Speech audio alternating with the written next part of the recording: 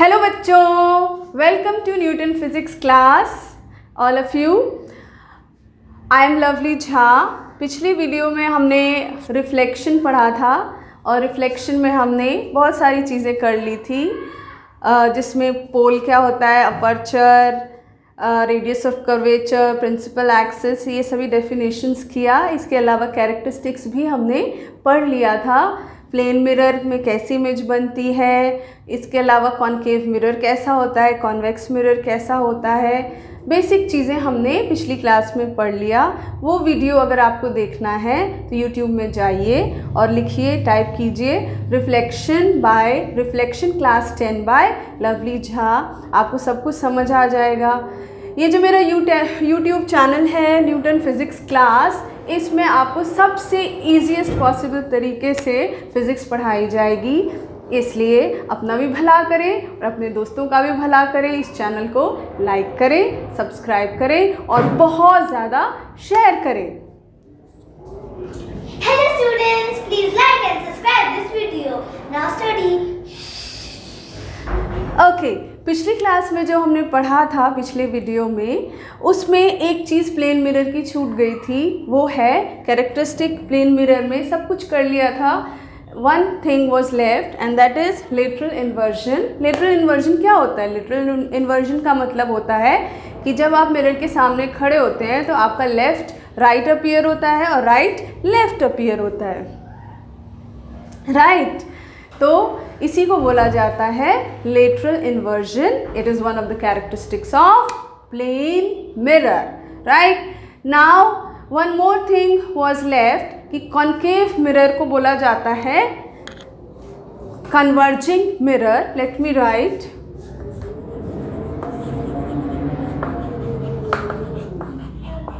concave mirror is called as converging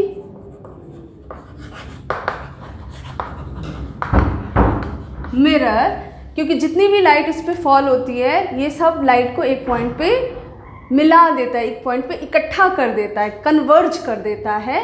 इसलिए उस point पे, सपोज उस पॉइंट पे अगर सन की रोशनी में आपने कनकेव मिरर रखा और एक पॉइंट पे आपने पेपर रख दिया, तो वहाँ पे इतनी लाइट इकट्ठी हो जाएगी कि वो पेपर जल जाएगा।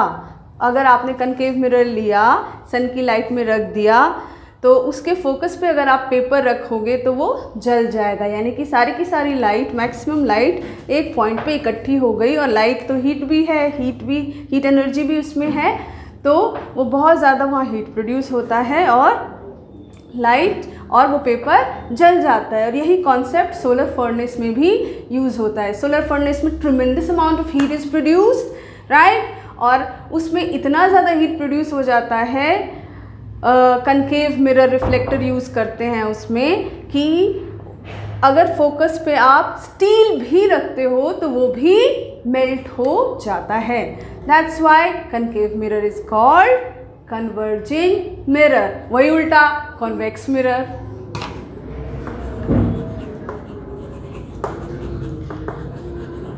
कॉन्वेक्स मिरर का नाम है डाइवर्जिंग मिरर। डाइवर्जिंग मिरर आपने तो डायग्राम देखा ही था, ऐसा होता है।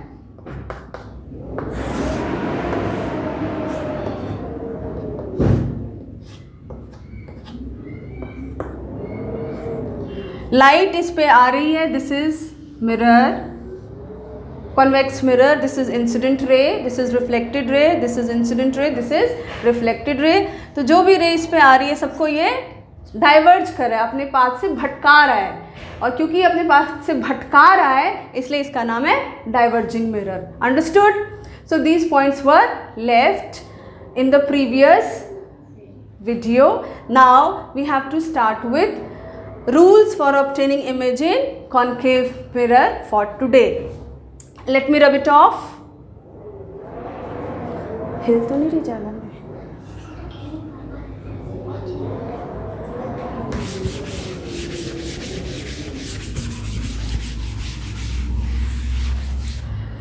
Okay, why these rules are important? क्यों पढ़ रहे हैं हमें रूल? क्या ज़रूरत है इनकी?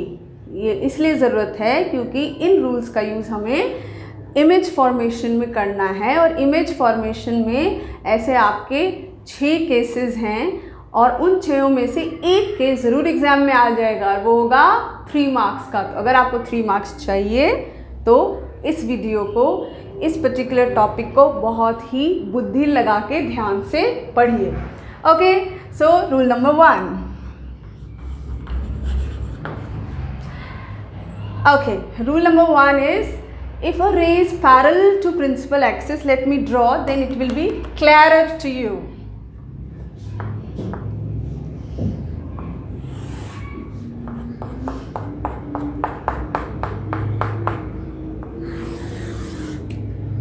ये लाइन क्या है? Principal axis. ये पॉइंट क्या है? Pole, right? Let's label it. This is, let's say, your focus and this is your center of curvature. ये सब हमने पिछले क्लास में लेबल किया था, डिफाइन भी किया था। So there should be no problem to you. कोई भी रे है, रे ऑफ लाइट, अगर प्रिंसिपल एक्सिस के पैरेलल आ रही है, ये प्रिंसिपल एक्सिस होती है, तो इसका रूल है कि ये यहाँ पे स्ट्राइक करेगी मिरर पे। मिरर का ये रिफ्लेक्टिंग सरफेस है और ये वाला सरफेस क्या है? यहाँ से लाइट रिफ्लेक्ट नहीं होती। इस पर लाल लाल सा पेंट हो जाता है ना, यहाँ से लाइट रिफ्लेक्ट नहीं होती। उसी पेंटेड पोर्शन को शो करने के लिए ये ऐसे करके लाइनें बनाई गई हैं, और रिफ्लेक्शन कहाँ होता है? इस पोर्शन से होता है। तो लाइट ऐसे फॉल हुई तो यहाँ से रिफ्लेक्ट होगी और ये पास करेगी फोकस से। So any ray which is parallel to principal axis, it will pass through focus. This is rule number 1. Let me write it.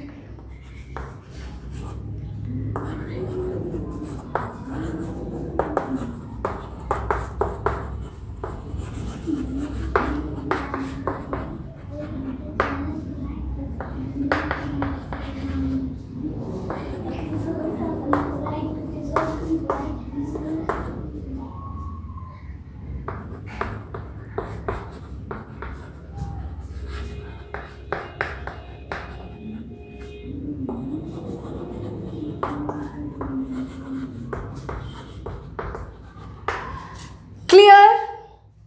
Now this particular rule can be asked. How it is asked in exam? Let me tell you. Exam में ऐसे आता है कि ये बना देंगे, ऐसे एक रे बना देंगे, फोकस और सी लेवल कर देंगे और पूछेंगे भाई इसको कंप्लीट करो। तो जब तक आपको ये रूल नहीं आएगा, you can not complete this, right? So you should know what will be the answer, that this ray will pass through focus and you will get 1 mark just to draw this ray, right? Such type of questions are asked in the exam many times. Okay, next rule, rule number 2.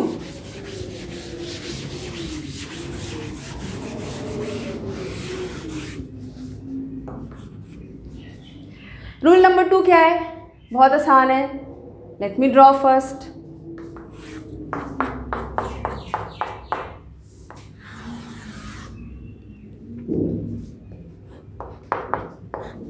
Again focus, centre of curvature,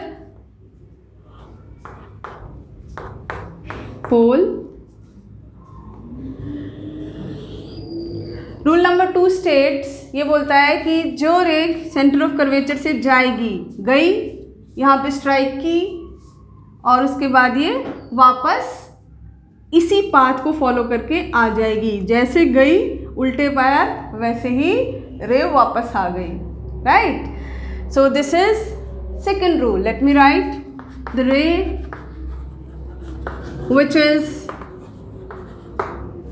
passing the incident ray which is passing through center of curvature will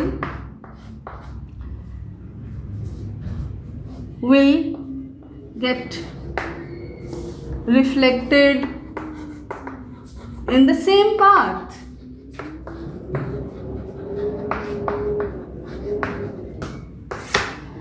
Right? Exam में कैसे आ सकता है ये? Exam में ऐसे आ सकता है, यहाँ F बना दिया, यहाँ C बना दिया, एक रे ऐसे बना दी C से जाती हुई, अब ये C से जा रही है, एरो बना दिया कि this is going here on the mirror. तो how it will come back? It will come back like this. So you have to draw like this, and just this arrow you have to put, and you will get 1 mark. 1 mark question इस type के होते हैं. लेकिन जब complete diagram बनाना होता है, जो कि हम नेक्स्ट क्लास में पढ़ेंगे, नेक्स्ट वीडियो में सब कुछ लिखना भी होगा उसमें डिटेल में, तब वो 3 नंबर का होता है. ठीक है. सो अब हम रूल नंबर 3 पढ़ेंगे.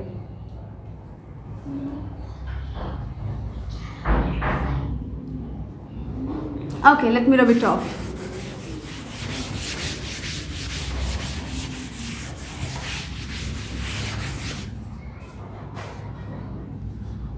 Rule number 3. क्या होता है रूल नंबर 3? रूल नंबर 3 होता है कि कोई भी रे अगर फोकस से जाती है तो वो प्रिंसिपल एक्सिस के पैरेलल हो जाती है.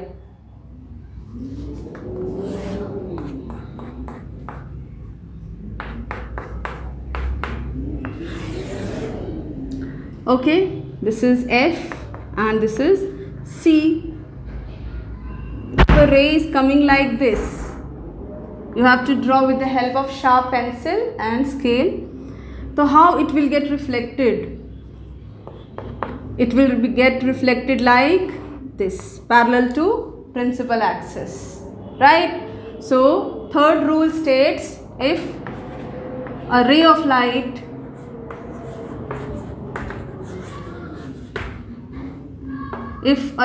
incident light is passing through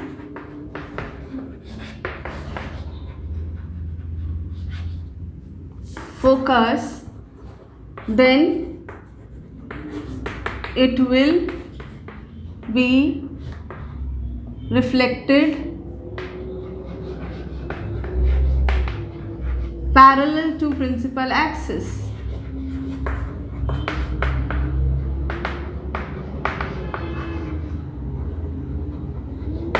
Like this, right?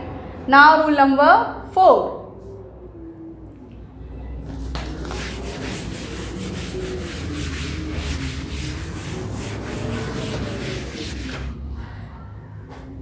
Rule number 4 says, first let me draw the diagram.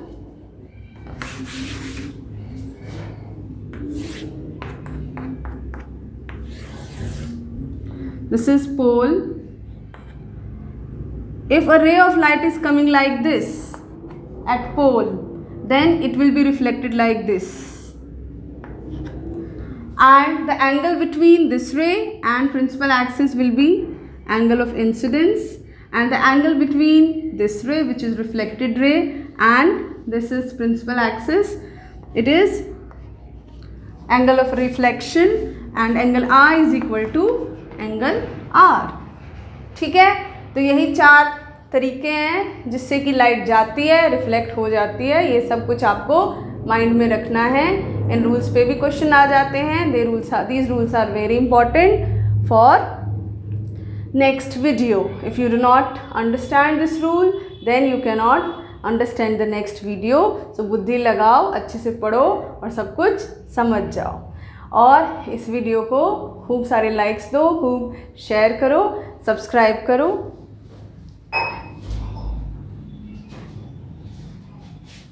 सब कुछ समझ आ गया ना? तो इस वीडियो को 2 लाख लाइक्स तक पहुंचा दो. इस वीडियो को 2 लाख लाइक्स तक पहुंचा दो और